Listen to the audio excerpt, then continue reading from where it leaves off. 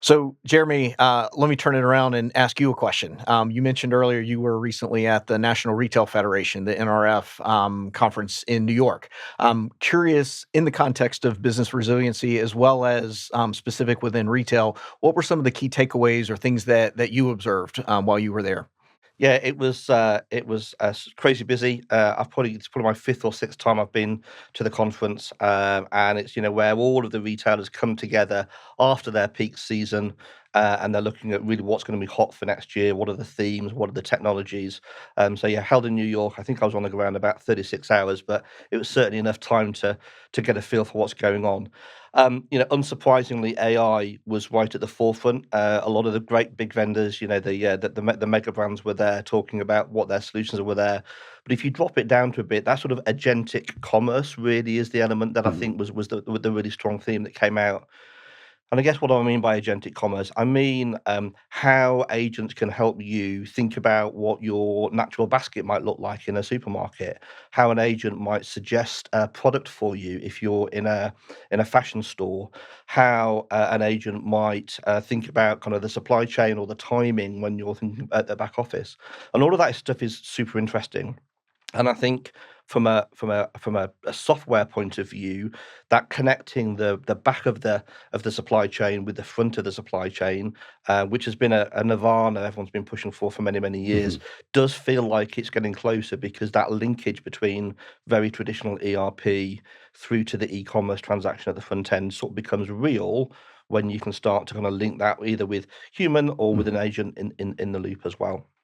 I think the other thing that really struck me was the amount of tech hardware that's coming back. So that in-store experience, and they're calling it phygital. So Hmm. that physical and digital Mhm. engagement, and so whether that's point of sale activity, whether that's literally robot agents that can help you in airports or hospitality or in shops, whether that is different ways of checking out, self checkout like we see with some of the Amazon stores, through to kind of walking around your local supermarket with a gun. All of that stuff is moving on with an AI as an underpin.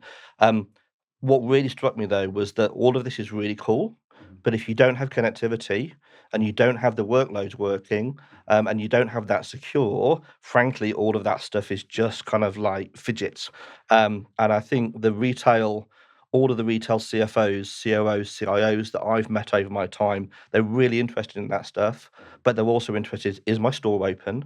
Can I transact? Is my point of sale working? Can my customers actually engage with me as a brand? Because people are becoming more and more fickle. And if you can't transact on a website, you'll go somewhere else super quickly. If you go and the doors are shut to the store, you're going to walk two or three lines down. So for me, what we do at 6 Degrees is ensuring that those foundational rails around the connectivity to the stores, the enterprise cloud or the public cloud workload that's supporting the SaaS environments are working. And clearly, as we know from the Business Resilience Index, that security remains a huge element of securing that environment. So, yeah, really cool. Loads of exciting things happening. But what we do is absolutely key to make sure that stores can transact on a daily basis. I think that's fantastic, and, hearing you talk, I share that excitement in terms of that criticality that we play and the role that we play helping our customers' environments, and be secure and use this new tech in a safe and secure way. Really interesting for us at 6 Degrees. Yeah, it's awesome, and no, retail is one of our key industries. We have a lot of very large customers. I think our largest customer hangs 250 branches off the back of our connectivity. We run some key workload for some of the largest organisations. So for us, it's a fundamental part of our strategy as a business, and making sure we can support them going forward it's really exciting, actually. Fantastic. Yeah, Jeremy, it was great to hear the innovation that's going on in the retail sector. But how do you think that's going to impact how we deliver service to our retail customers? Are we going to have to gear up in certain ways to allow them to, or enable them to be able to actually take on these technologies? I think the more versatility and the more usability that you give a customer, or we give our customer's customer, the greater the expectation is. Yeah.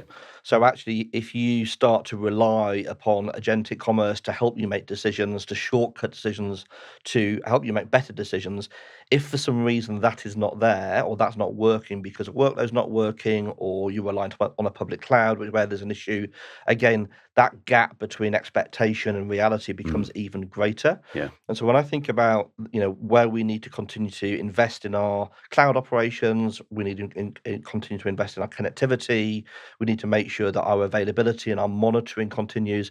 That stuff really, really counts, because I think the expectation, not just of people of frankly my age, but my children's ages, and that expectation level is so high.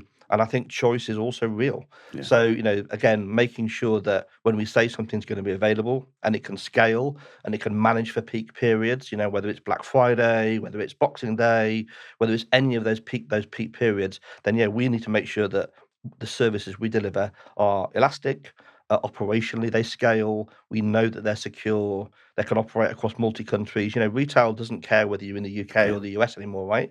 When you see what's on your Instagram, you have no idea where it's coming to you when you order it. So we really need to make sure that we think about our customer and that experience when we're building our solutions. That was great insight, Jeremy. Thank you.